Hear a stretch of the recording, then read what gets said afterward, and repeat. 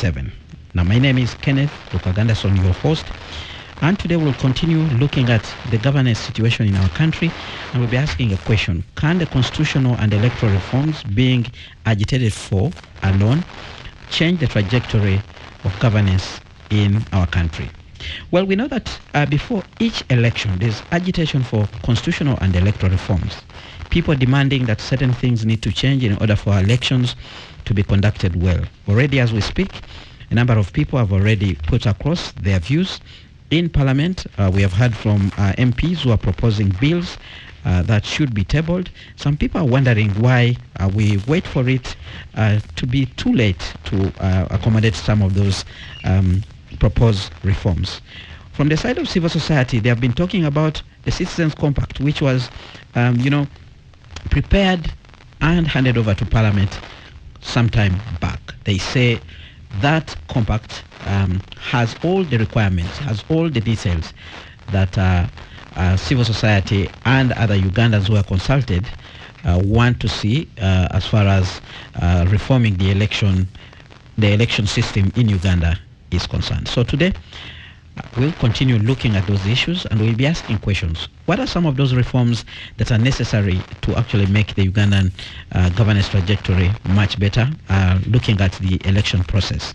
Then we'll be also asking what else needs to be done beyond reforming the election laws and the constitution to actually be able to provide for a free and fair process whose outcome will be acceptable to all. Now, joining me this evening to discuss these issues are two gentlemen. One of them is already here in studio, and that is Mr. Xavier Ejoy. He is the country director, Action Aid International, Uganda. Good evening, Mr. Xavier Ejoy. Thank you very much for joining us. Good evening. Also joining us on the line will be Ambassador Henry Maega. He is a diplomat but also an NRM mobilizer. Let's begin with you, Mr. Ejoy, here in studio, looking at the Uganda governance trajectory. And as already alluded to, each time we are preparing for elections, there's what some people call popular demand for constitutional and electoral reforms. This time around, we are seeing the same. What informs this agitation for those particular reforms? Thank you so much, Kenneth, for this opportunity, and listeners. Happy to be here on the question. Elections are the clearest manifestation of democracy, the will by the people to determine who governs them, especially, and how they are governed.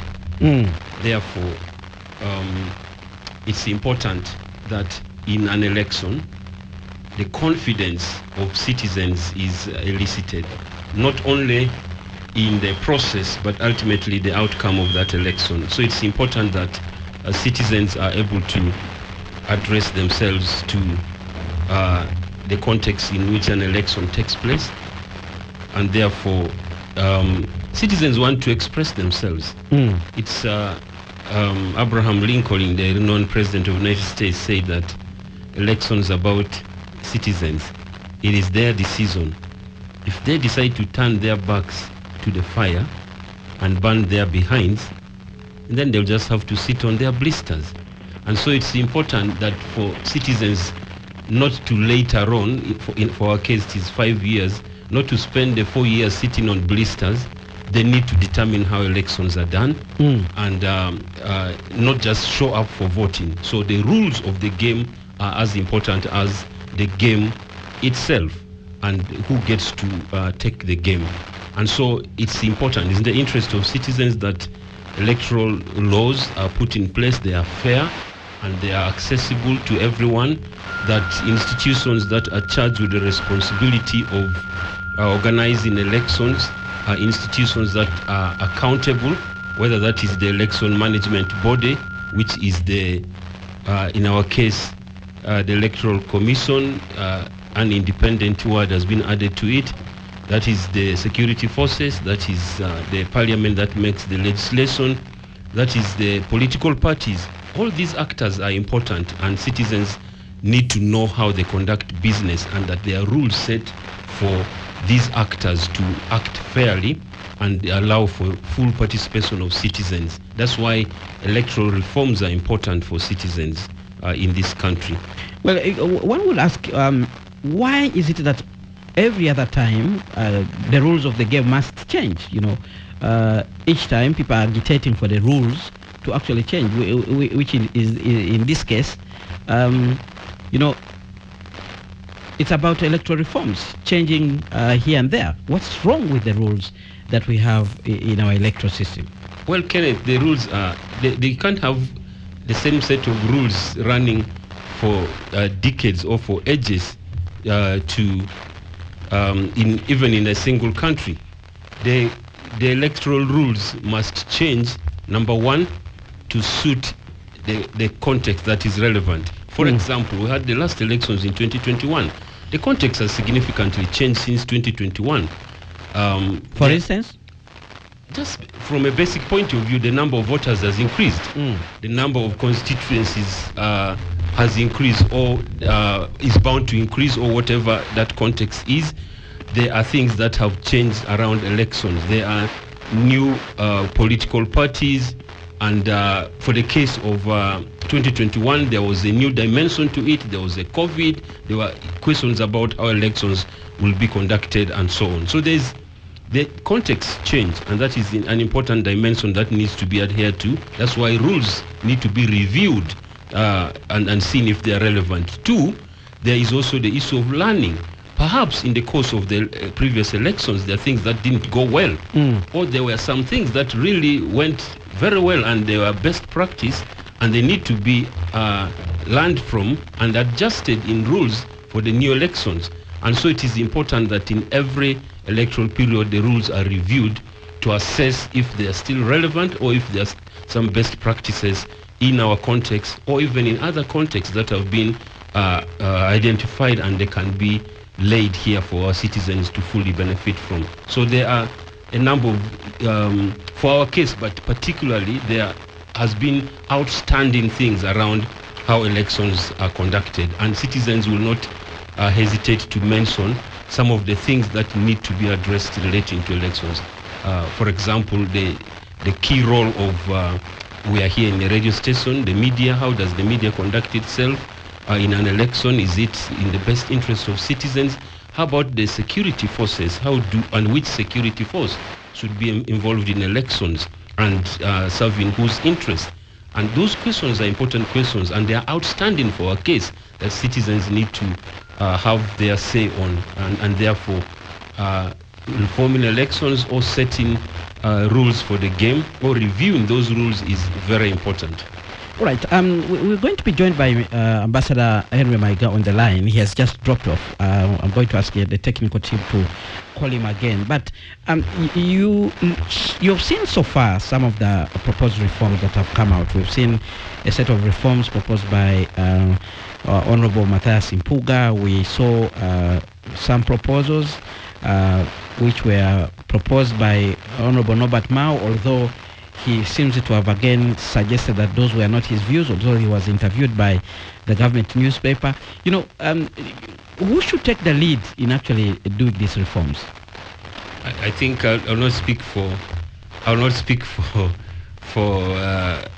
government officials here. I think that it is important. Who do you think should take the lead? The responsibility for election management in this country constitutionally is in the hands of the now independent Electoral Commission. Therefore, in conducting its business, it has to come out independently and identify areas that need to be addressed in a reform. So they initiate that, they submit it to Parliament, and Parliament reviews the suggestions of the Electoral Commission, and across the aisles discusses it to ensure that we have these established in law. And in the process of enacting the legislation, citizens are consulted, they give their views, they share their experiences, and it determines how the legislation comes about to address the issues that may have been identified before, new areas that have come up, but ultimately that the citizens will benefit out of these reform processes. So the Electoral Commission has a big say. The ruling government also has its say. The Minister for Justice and Constitutional Affairs is where the Independent Electoral Commission falls, also has a say in determining and shaping the nature of legislation that makes its way to Parliament. But ultimately, all political actors, political parties, citizens who are at the end of it, the net beneficiaries, have a say in that process, and Parliament documents that and puts it into legislation and is implemented by the Electoral Commission. So that is how the process of determining the electoral infrastructure in this country goes. Right, Spectrum on Radio 1 FM 90, a topic of discussion today. We are looking at the quest for electoral reforms in Uganda, but we're asking a question. Are the proposed electoral and constitutional reforms alone adequate to change the governance trajectory in our country? I'm speaking to Mr. Xavier Ejoy, is the country director, Action Aid International, Uganda. Joining us on the line right now is Ambassador Henry Maega, who is a diplomat but also an NRM mobilizer. Well, Ambassador Maega, thank you very much for joining us on this edition of Spectrum. In studio, I have Mr. Xavier Ejoy. He's from Action Aid. And we want to hear from you. What is your take about the issue of constitutional electoral reforms in Uganda? It keeps coming up every time we are going for an election.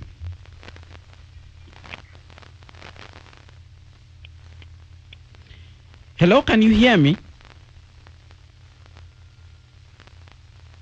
Hello? Well, it seems we cannot hear Ambassador Maega loud and clear. We will be getting back to him can he join us now?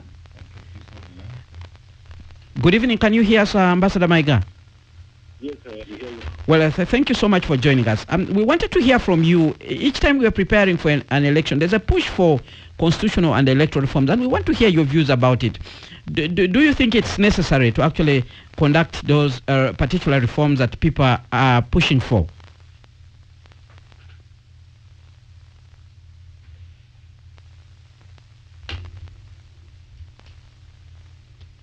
Ambassador Maega. Well, let's try to address that. Hopefully he will be able to join us. But let's push on Xavier. So let's reflect on some of the proposed reforms that we have seen so far. We heard from Honorable Matthias Impuga, who has put across a number of proposals. For instance, one, restore and entrench the article on presidential term limits. What's your take on that? Restoration of the presidential term limits and having them entrenched this time around. I think that's presidential term limits, that it goes without saying that that's something that should not have been tampered with. It was tampered with. I think it is in order to have presidential term limits, even in these reforms that different people may be suggesting. I would not comment on the context in which the Honourable Member of Parliament, Matthias Impuga, is bringing out that. We need to see the whole picture. Piecemeal, let's put presidential term limits and age limits here and there may not be... you can't take things in isolation. For example, what is the catch in reintroducing the presidential term limit? Why now? Why wasn't it there before? So we need to look at the whole context and see why is a particular reform being introduced, even when it looks appealing and desirable at the moment, which is something that, as I said, we shouldn't have removed in the first place. But we need to understand the context that is happening. Why? That's really important. For example, other people say that we need to change the system of parliament to have 2 chambers of parliament. We know that our parliament right now is really is too big to make any impact at all. And if somebody suggests that, to what end? What is it at the end that we're looking at? He's actually suggesting here that we can reduce the size of parliament to 146 MPs, and he provides a formula. He says we can retain women district representatives and seats for MPs from the 10 cities, and then from the others we can have a total of 146 MPs from each district.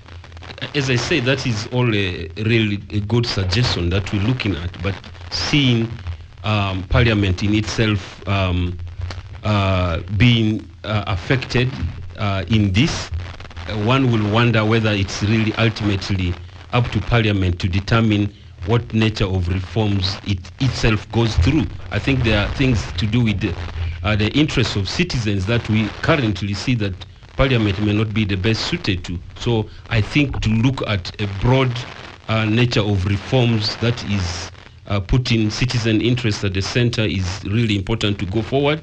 Limiting it to Parliament as currently constituted is not in the interest of citizens in this country.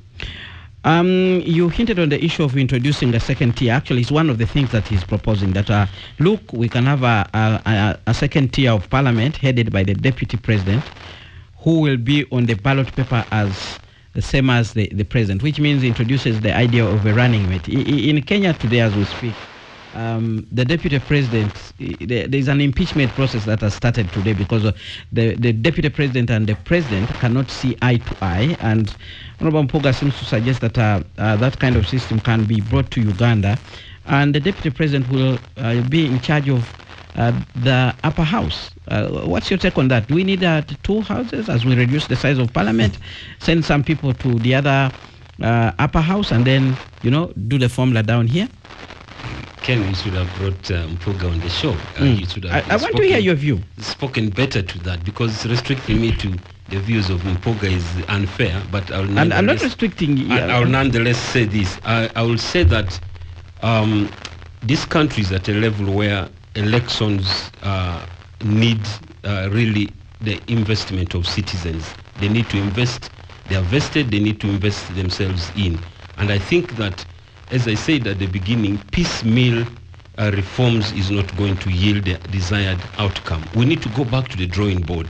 What is it that should trigger reforms in our elections, reforms in our democracy, reforms in our constitution, reform in our institutions for election management? That is something that really we need to start from there. And once we go to that drawing board, we're able to identify our problems. What problems have we faced in elections? We can go back to the recent by-elections that have been conducted across the country and see areas which really came out glaringly and showed that our elections are not where they are supposed to be. We can go back to 2021. There are court cases that have been ruled, documented, but we also have reports from different actors, political parties, observers, the Electoral Commission itself, and Parliament, and so on. So let's go back and see where the problem is. Otherwise, we risk just adventurism and the copying and pasting. I think that we have had a rich experience in this country, which is a fertile ground for us to have a candid look at ourselves and see if we are in the best place really to call ourselves a democracy where elections matter and votes count and they are counted. That's something that I believe is really important. So we need to look at the problem. Where is the problem? That's where we should start, and from there, and then we can propose the nature of reforms to address those problems, whether they are constitutional in nature, whether they are institutional that needs restructuring, whether they are behavioral that needs to be addressed by the different actors, whether political parties, whether election management body, for our case the Electoral Commission, whether the security forces, whether the media, whether citizens or individual voters. Those can be addressed after we've looked at where this problem is. We need to be scratching where it is itching and not just rub our body and say that, Kenyans are scratching their back, let's also scratch our back. No, we might be itching at the legs. We cannot say let's scratch the back like the Kenyans. So that's, for me, the reflection that we need to do. And who else knows that better than the citizens who've been on the receiving end of the elections? Right, Spectrum on Radio 1 FM 90. My guest this evening is Xavier Ejoy. He is the country director, Action Aid International Uganda, here in studio, sharing his views on electoral and constitutional reforms. We are hoping to be joined on the line by Ambassador Henry Maiga. He's a diplomat and also senior NRM mobilizer. Now, Mr. Ejoy, earlier on, you shared your views on what you think needs to change, and you shared a little bit and talked about even security arrangements during election time. What exactly do you think needs to change in the area of security? So there are many things around elections that require security. One is the safety of the different actors in elections. One, the political parties. Candidates, they need to be secure. Anything can happen in an election. The security of candidates is important. The security of voters is important. The safety and security of voters is important. That's something that really needs to be addressed too. Ultimately, as we approach the voting, there will be need for security of the polling materials, whether those are the ballots, whether those are the ballot boxes, whether those are the results. They all need security. And therefore, it's important that the question of who is responsible for security, who do citizens, who do voters, who do candidates, who do political parties have confidence? What does our law say about our constitution and definitely the legislation say about the security, the actors? Who takes responsibility? Is it the army? Is it the police? Is it the intelligence? Is it the private security? At some point there were what was a concoction of security actors called crime preventers, LDUs, whatever it is. Who is responsible and ultimately can be held accountable for providing security or for a mishap should insecurity arise? That's something that really needs to be spelled out clearly, and different actors in an election cycle must have confidence that this is the mandate of this institution or this actor. Right, Spectrum on Radio 1 FM 90. Let's go for a break now. When we return, we'll be joined by Ambassador Henry Maega. I can hear he's on the line. Hopefully it holds out, and we'll be hearing from him and also taking your views. Please keep sharing them on the WhatsApp line 0703 090 090. Spectrum continues after this break. Right, thank you so much for staying with us on Spectrum live on Radio 1 FM 90. We are also broadcasting live on our website, which is www.radio1fm90.com. You click on the icon with the word listen live. This radio station is also broadcasting live on the different radio listening apps, TuneIn, Afromobile, UTV channel, Radio Garden, and Stream Afrique. We are also live on DSTV, where our audio channel is 897. Our topic of discussion today: can constitutional and electoral reforms alone change our governance trajectory? My guest this evening, Mr.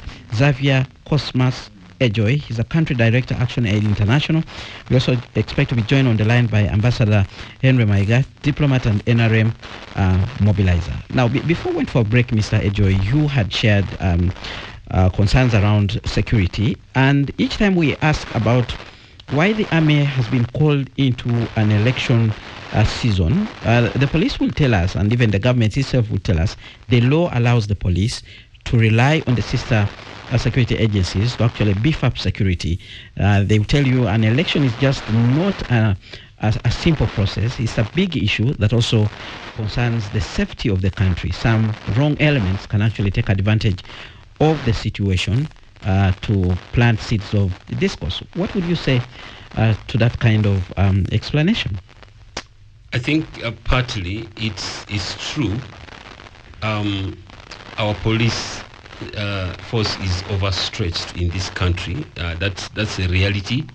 If you took all the police officers in this country, including those who are guarding banks and strategic buildings, if you also took into consideration even the Inspector General of Police, you'll recognize that the police force is not enough to the standards that which is the international best practice ratio is supposed to be one police officer serving at least 500 citizens. In this country, I think we have well over 10,000 citizens served by one police officer, and that is counting including the Inspector General of Police.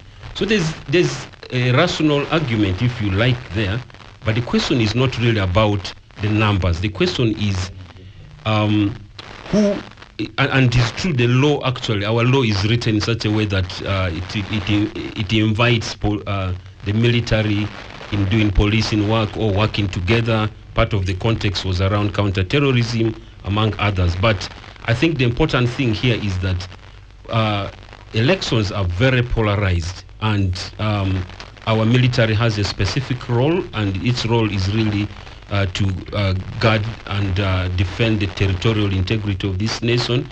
The police, which is the civil force, is responsible for maintaining law and order, and therefore more accustomed to handling issues relating to internal affairs of this country, but also questions around historically the involvement of the military in the politics of this country, and taking a partisan, which is now under multi-party democracy, and what role do they take in a partisan election, especially where some of the candidates are still serving military officers or have a history in the military.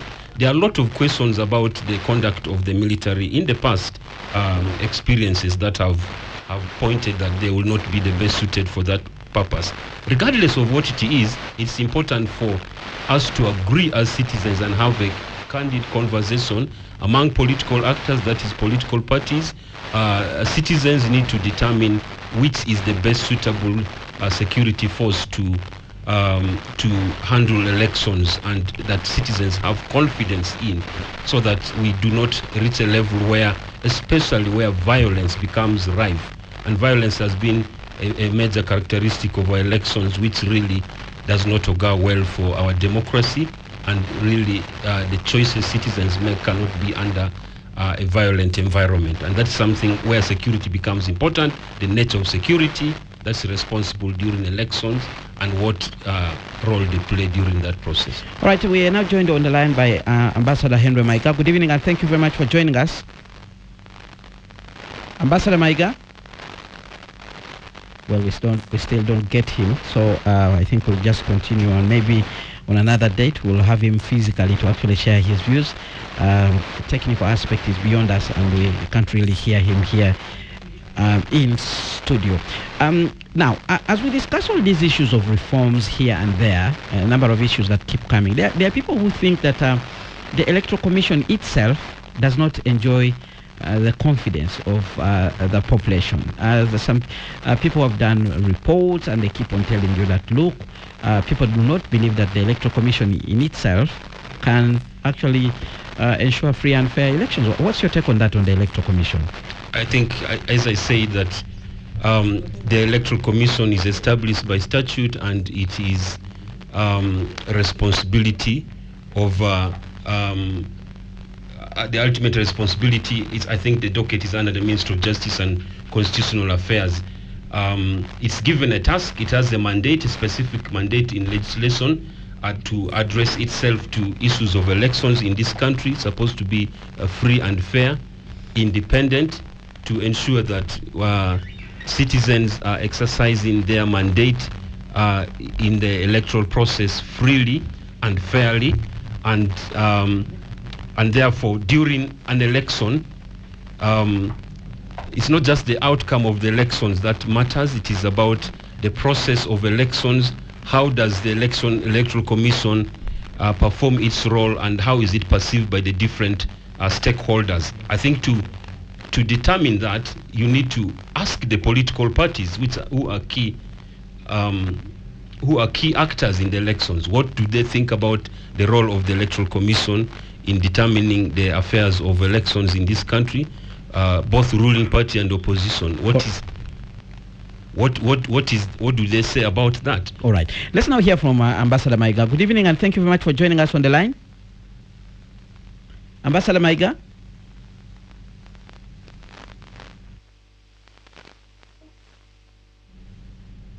Hello? Well, we can't actually hear Ambassador Maiga on the line, so we'll continue with Mr. Xavier Joy here in studio.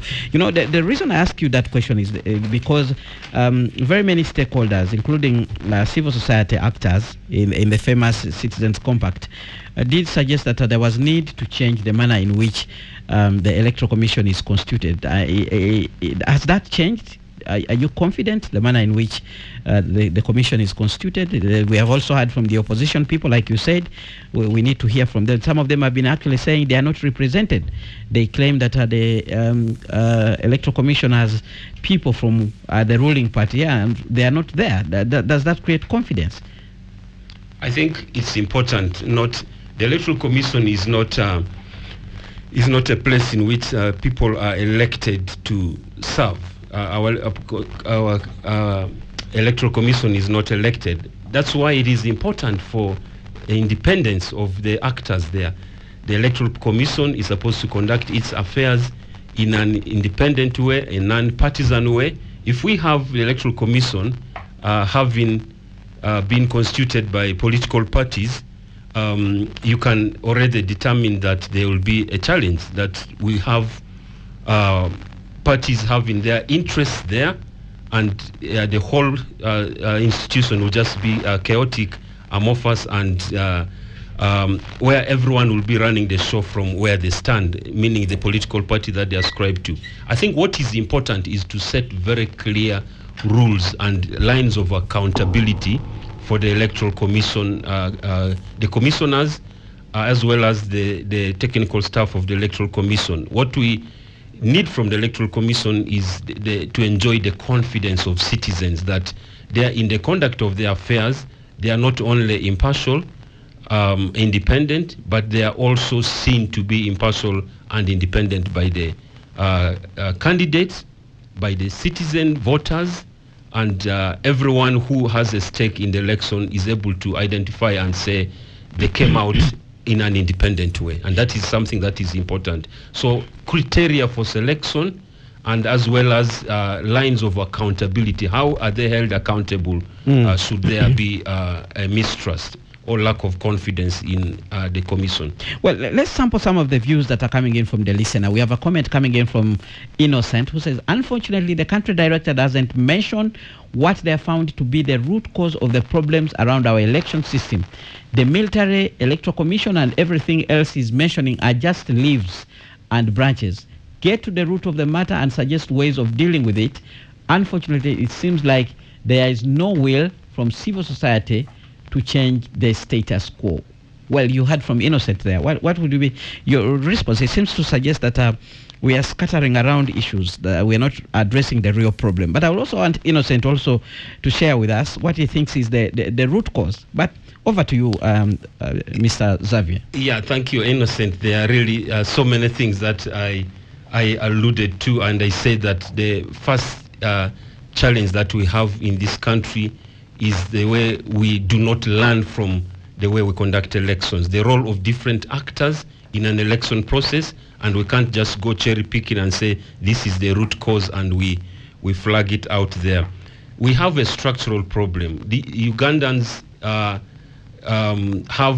they're at a place where the different institutions that serve elections, the political parties, the media, the Electoral Commission, the security forces that have a role in the electoral process, their role, citizens need to have confidence in all of them.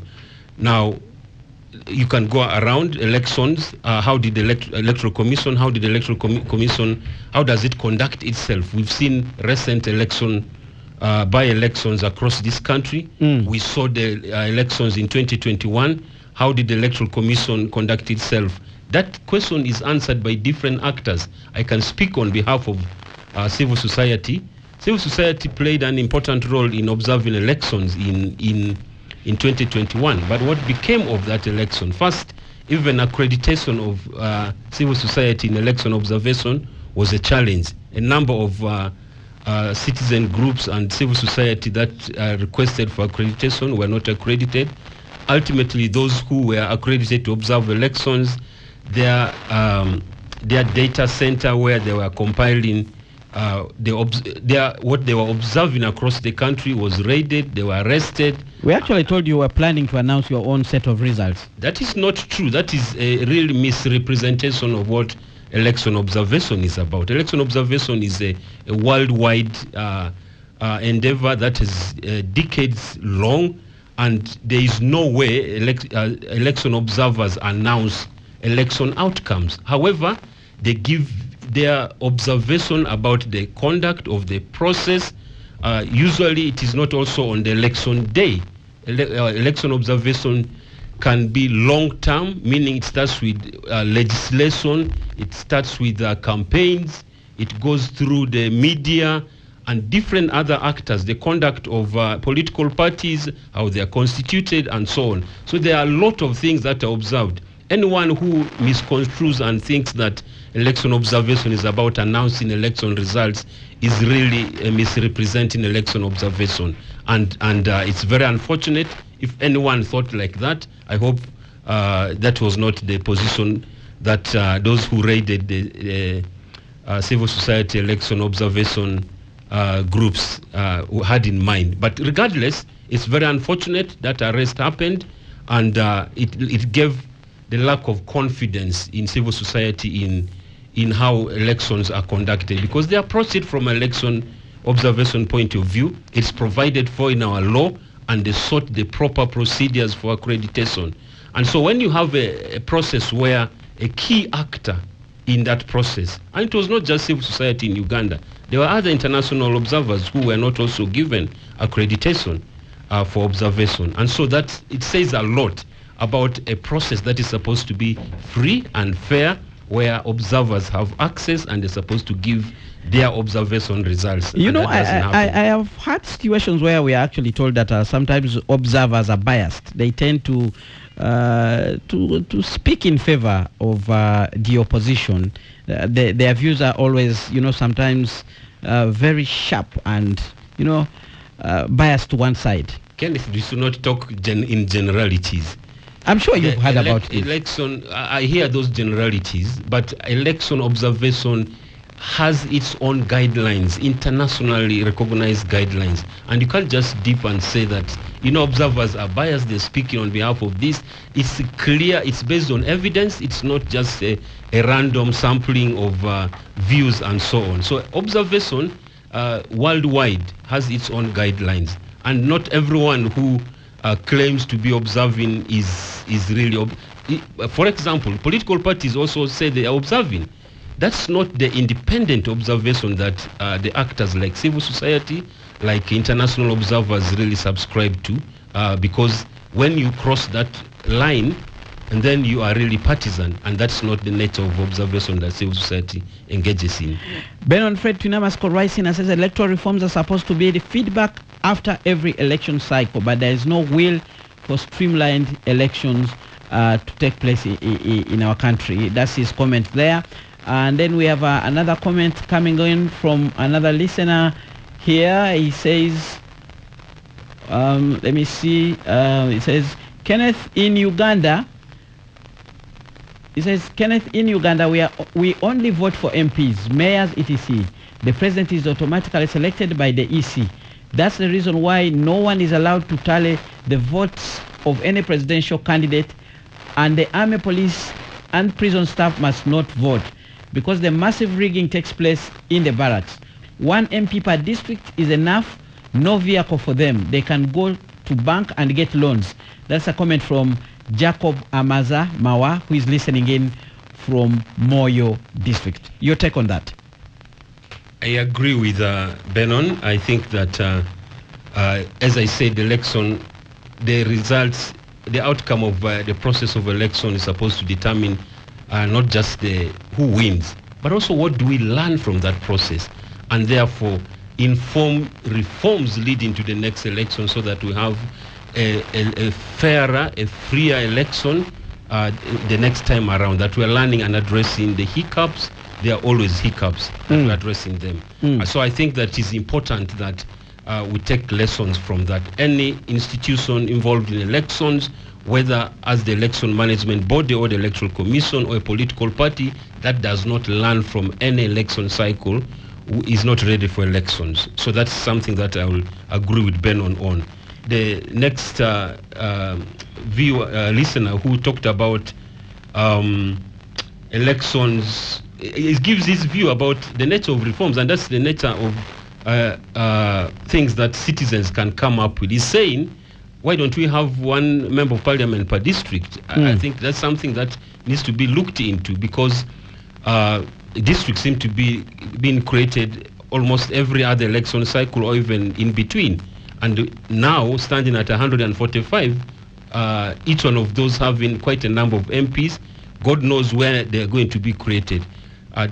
Something called gerrymandering is something that Ugandans need to address themselves to, creating constituencies when elections are approaching, and then what that means in terms of representation of citizens, and tinkering with the possible outcome of elections, and so on, is what this listener is addressing to. I think we do need to address that. The perception that Ugandans can only elect mayors and other lower level officers and not the president, I think is something that also speaks to the nature of confidence Ugandans have in the electoral management body and the institutions, as well as the political parties. I think it's something that a serious electoral reform needs to address.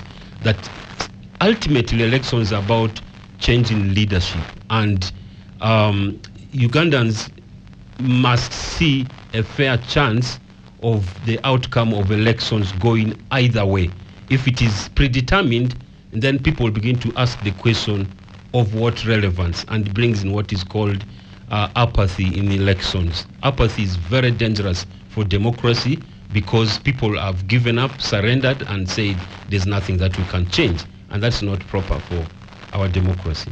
Mark Ernest Matov, listening in from Mukono Rice, and said the elections in Uganda are characterized by violence fueled by the state through arrests, disorganizing opposition gatherings, etc. Is the government to go back to the drawing board, but not less security?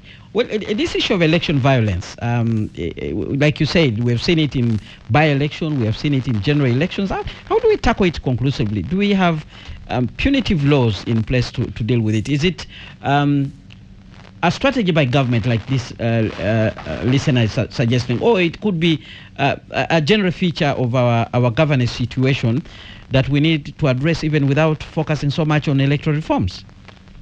No, for as long as security it remains an important dimension of elections. First of all, elections are emotive. It's about, as I said, changing leadership.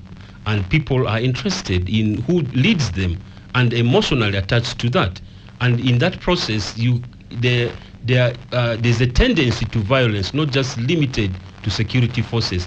But I think what is really disturbing, which Mr. Matov is alluding to, is when security forces in their configuration start to take sides, and they start to misuse the force that they have, that is supposed to be for neutral or non-partisan purposes, decide to take sides. That is what becomes very dangerous. And instead of addressing and managing elections in a non-partisan way, it takes sides. And I think that Mr. Matov's concerns are ripe. Therefore, in electoral reforms, we really need to speak to the conduct of the security forces. Are they accountable to citizens, or are they accountable to political actors in the state, in the ruling party especially? Those concerns have come up. Are security forces accountable to Ugandans generally, and therefore they conduct their affairs in a non-partisan way? That is an important dimension of electoral reforms that need to take place in this country. George, listening again for me, Ganga Raisina says it's not only parliament that requires downsizing or restructuring. Maybe the focus is there because of their salary. All government institutions require a 360-degree review, including even the board of some institutions and even local governments. That is true. I think there are estimates that we have over 1.2 million elected officials in this country. If those elected officials are supposed to draw money from the public coffers, that is a lot of expenditure on public administration. I think we need to rethink, instead of creating more administrative entities that require elected officials, administrative officials, we need to rethink about efficiency and see how best we can govern this country, but more efficiently. than what we have currently. All right, comment comes in. There is no miracle that can happen when, from the onset, some of the players in our election process want to be in power with all that they have. That's a comment coming in from Rico there. We have another comment coming in from another listener. Says, thanks, Kenneth, for the program. He says, generally, this debate concerns all developing countries, not only Uganda. 90% of the problems which we lament about every day are caused by the inappropriate democracy we inherited from our colonizers. Be it corruption, an ending debt crisis, lack of respect for leaders, elders, etc. The leading facilitator of corruption in Uganda, the type of democracy we have. Politicians are under immense pressure to look for money for the next elections. As a result, they put pressure on civil servants to get them money, which worsens corruption. Without checking this type of democracy, all efforts geared towards fighting corruption is wasted resources and energies. Two, the type of elections we have are extremely expensive, not only for poor countries like Uganda, but also at individual candidates level. So he says we need a new, less expensive democracy, perhaps of electoral colleges or committees of elders and distinguished professionals to be the ones to elect leaders, not this universal adult suffrage we imported. That's a comment from Joe Kamocha, who is also listening to this particular program. One other comment coming in here. Can I ask that gentleman, why don't international observers go to America to observe US elections? Does he mean Africans don't have eyes to observe their own elections? That's a comment there, and some questions from you to respond to Mr. Javier Ejoy. Thank you so much, Kenneth. I'll start with the last one. I think it's the one that scratched you. No, I'm just going in reverse order. I think that's important to recognize that election observers are everywhere, even in the US, the election observers. Sure. I think Ugandans can apply to go and observe elections in the US if they would like to, but we can all agree that the US elections has its fair share of challenges, but at the same time there are things that we also learn from them significantly. So it's important, and the observation is also about trying to determine whether a country that is organizing and conducting an election is living up to the expectations of its citizens and the expectations of the benchmarks that they've set for themselves to be to determine if this is the best election. It's your rules that you are judged against. So the Americans set rules for themselves, and it's important that we can see and say these rules are working for them or they're not working for them. The same way in Uganda here, we set rules. We should be happy when the Americans want to judge us against our own rules, or whether it's Kenyans also coming to observe in Uganda and they're saying, Parliament of Uganda, you set up electoral rules, and is this working or is it not working? So that's something that we should be open to. We should not be running away from observation as if we have anything to hide. As Ugandans, I believe we shouldn't hide anything, and we should allow observers, not just international observers. You can imagine if in this country we are stifling local observers, then you can see the jitteriness about international observers. Do Africans go to the US to observe the elections? That seems to be the other leg of his question. Again, elections observation is about different entities, individuals, organizations applying to observe elections. Okay. So under what conduit are they going? Is Uganda sending an observer mission in the US? Or is it the Commonwealth sending? Is it the UN observing elections? So there are usual frameworks in which elections happen. The Joe Kamocha, I think, is calling from Kamocha, is asking us to look at the electoral system that we have in Uganda today and determine a more cost-effective approach to elections, not just this universal adult suffrage and so on. It's up to us Ugandans to determine not just the nature of elections, but also whether we can do it efficiently. I lived in India during an election time. India is massive, perhaps the biggest democracy in the world, over 1.4 billion people. They actually do some interesting things. Out of the 26 states, they are able to conduct elections in one state and pack the results there, and they go to the next state. They make use of civil servants, such as school teachers to organize and run elections. It is easier, it is cheaper, they're already on a payroll, and so on. So the whole expectation that we need to have a whole budget and rob a bank to run an election in Uganda is not proper. I think that is something that needs to be addressed. Candidates are spending unnecessarily too much money whose sources are not well known, and can easily lead to corruption in this country, and therefore that election campaign financing needs to be addressed. All right. I'll give you an opportunity to share your closing remarks, Mr. Ejoy. Thank you so much, Ken, for this opportunity. I want to say that we shouldn't go piecemeal about the question of electoral reforms. If we decide to go for election reforms, let's come back to the citizens and put the key issues at the center of it. How do citizens want to be governed? This is not a discussion that should be limited to parliament or a class of politicians. Go back to the citizens. Right, with that we come to the end of Spectrum. Thank you very much, Mr. Xavier Ejoy, for joining us this evening, and thank you very much, dear listeners, for tuning in but also contributing your views to this show. Well, I've been your host, Kenneth Lukwago Anderson. Up next we have the news in English with Miss Josephine Zagano. Thereafter we'll have the Soul Train with BB Jr. From me and the guests in studio, we wish you a good night.